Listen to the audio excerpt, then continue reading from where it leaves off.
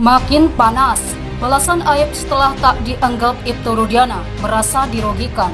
Laporkan Dede dan seorang politikus. Dan kami hari ini cukup menderita dikarenakan adanya opini-opini liar, opini-opini sesat, bahkan menuduh Aib pelakunya. Itu adalah perbuatan fitnah dan penyebaran berita bohong yang harus dilawan oleh penasihat hukum. Kami menemukan adanya pihak-pihak yang melakukan tindakan melebihi penyelidikan yang dilakukan oleh pihak kepolisian, sehingga hal tersebut berpotensi mempengaruhi jalannya proses hukum yang sedang berjalan dengan baik dan adil. Kita tidak boleh mengintervensi proses hukum yang sedang berjalan dan adil ini. Saya juga mendapat kabar dari klien saya bahwasanya pada waktu ia diwawancara oleh salah satu politisi, ia diberikan sejumlah uang. Aib juga menyampaikan keluarganya, dalam hal ini bapaknya juga diberikan uang oleh salah satu politisi yang ikut nimbrung dalam kasus ini. Terus rekan-rekan, karena memang ini kami menilai dari DPP Perhaki ini sudah sangat jauh sekali mereka memasuki ranah hukum dan sudah mencampuri setiap penegakan hukum ini, sehingga kami menilai yang bersangkutan telah mengintervensi perkara dan akhirnya kami putuskan untuk membuat laporan polisi terhadap yang bersangkutan. Dede gimana sikapnya sekarang? Ya terima aja sih Pak. Mau terima? Terima aja. Ya mau gimana lagi? Ya itu mah masing-masing mau ngelaporin mau enggak ya terserah. Saya terima aja. Ngambang. Iya, terima aja ya. Kalau di persidangan di mana? Ayo. Cuman kan sebelum Dede dilaporin kan Aibnya sudah dilaporin oleh keluarga terpidana di Mabes Polri. Jadi sebelum meriksa kita, buktikan dulu Aib tuh bohong apa enggak di Mabes Polri ya. Bila perlu juga masalah di Polda ditarik aja di Mabes Polri, jangan dipisah-pisah. Sekalian semua bareng. Iya bareng di Mabes Polri aja, jangan dipisah-pisah. Yang satu di Mabes, yang satu di Polda. Kan polisi juga polisi Republik Indonesia. Saksi kasus Vina Cirebon, Aib memberikan balasan setelah Ibtu Rudiana mengaku tak mengenalinya. Aib merasa dirugikan atas tuduhan negatif yang mengarah kepadanya. Ia juga merasa risih karena namanya selalu disebut sebagai biang kerok kasus tewasnya Vina dan Eki pada tahun 2016 silam. Ia masih berdalih jika dirinya tidak berbohong atas semua pernyataan yang dia keluarkan di kasus Vina Cirebon tersebut. Namun, publik masih menganggap dirinya sebagai pembohong.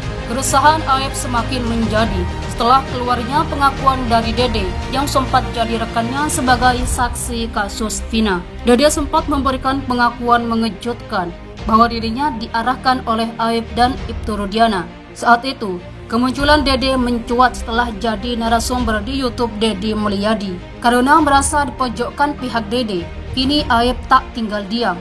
Aib memberikan balasan dengan melaporkan Dede dan seorang politikus. Hal itu disampaikan oleh Fitra Romadoni Nasution yang ditunjuk sebagai pengacara. Fitra mengatakan Aib melaporkan Dede dan seorang politikus ke Polda Metro Jaya dengan laporan polisi nomor T2 LP garing B garing 4352 garing 7 garing SPKT garing Polda Metro Jaya. Adapun pasal yang dijerat yakni pasal 28 ayat 3 Junto, pasal 45A ayat 3 Undang-Undang Nomor 1 Tahun 2024 tentang perubahan kedua atas Undang-Undang Nomor 11 Tahun 2008 tentang informasi dan transaksi elektronik. Jika tudingan Dede kepada Aib membuat Aib terintimidasi dan menimbulkan kerugian material maupun imaterial, ucapnya dilihat tribunnews.bogor.com.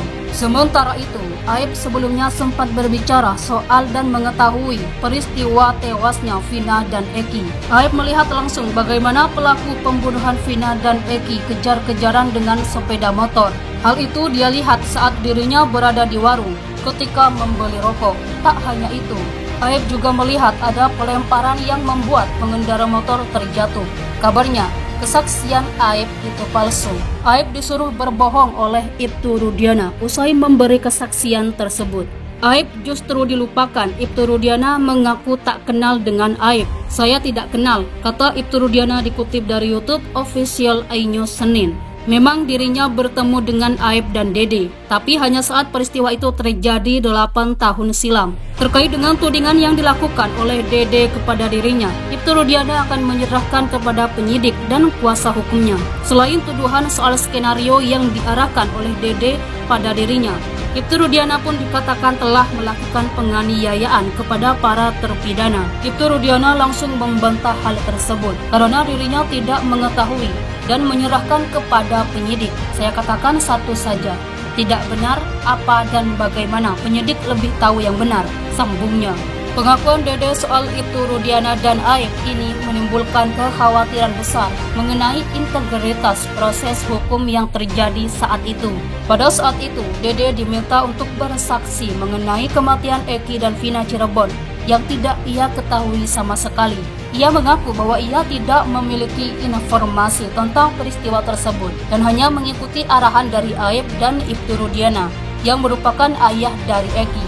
Menurut Dede, skenario yang diberikan kepadanya termasuk mengatakan bahwa ia melihat sekelompok anak muda membawa bambu dan melempar batu di warung yang merupakan rekayasa belaka. Akibat kesaksian Dede yang dipaksakan ini, 8 remaja yang tidak bersalah yaitu Rivaldi Aditya Wardana, Eko Ramdhani, Hadi Saputra, Eka Sandi, Jaya, Supriyanto, Sudirman, dan Saka Tatal dijatuhi hukuman penjara seumur hidup dan 8 tahun penjara. Dede mengaku bahwa ia merasa takut menolak permintaan tersebut karena ia tidak memahami hukum dan merasa terancam. Kesaksian palsu ini menimbulkan pertanyaan serius mengenai integritas dan keadilan dalam penanganan kasus tersebut. Dede sendiri mengatakan bahwa ia diarahkan secara spesifik oleh Aep dan Ibtu Rudiana untuk mengikuti skenario yang telah disusun. Pengakuan ini menggambarkan betapa pentingnya memastikan bahwa proses hukum berjalan dengan adil dan transparan.